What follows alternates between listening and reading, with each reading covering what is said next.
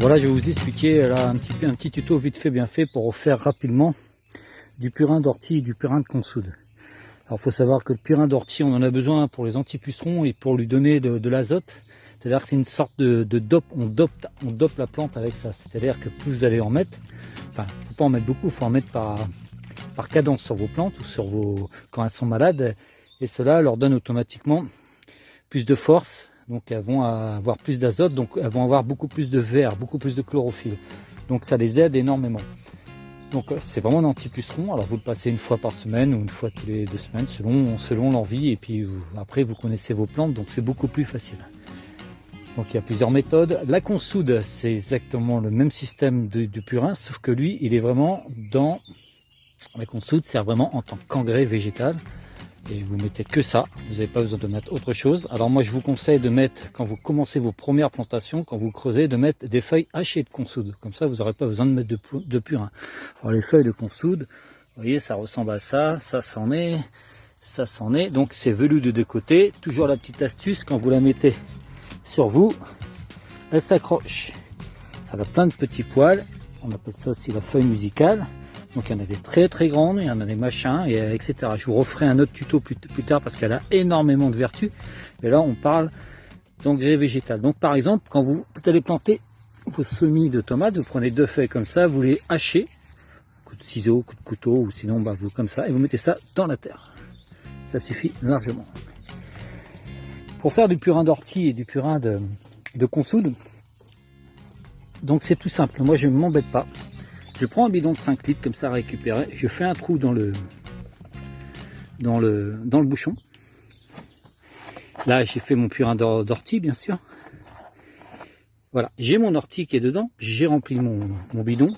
Et l'astuce c'est de le mettre bien à la chaleur. Alors là je suis sous une toute petite serre donc, qui est très bien. Et le trou nous permet d'enlever tous les gaz. Alors qu'on le consomme dès qu'il n'y a plus de gaz, dès qu'il n'y a plus de bulles. Vous voyez là il y a des bulles à l'intérieur. Alors normalement on devrait le remuer. Donc de temps en temps on peut venir le remuer. Vous voyez là il y a encore des bulles. Donc là il n'est pas encore tout à fait bon. Donc vous le laissez 3 semaines et de temps en temps, alors une fois tous les jours, quand vous passez ouvrir vos serres, vous le remuez comme ça tout simplement. Et là vous avez l'effet. Donc là vous avez 5 litres. Ça va vous donner 50 litres. C'est ça qui est très, très intéressant. Ça va vous donner 50 litres d'antipuceron, d'azote pur. Voilà, pour traiter tous vos plants de toutes vos plantes. Et l'avantage, c'est que grâce à ce petit trou, vous n'avez pas besoin de l'ouvrir, comme souvent on le fait dans des bassines, donc on est obligé de fermer les bassines, d'ouvrir les bassines, de remuer, ça sent pas bon. Là, grâce à ce trou, naturellement, l'odeur, il y en a un petit peu, mais vraiment pas forte. Là, vous n'avez plus qu'à mettre ici après un petit linge, et vous remplissez, vous faites vos 50 litres de mélange. On mélange à 10%, vous avez bien compris. Et on fait la même chose avec la consoude. Voilà. On prend un bidon, on perce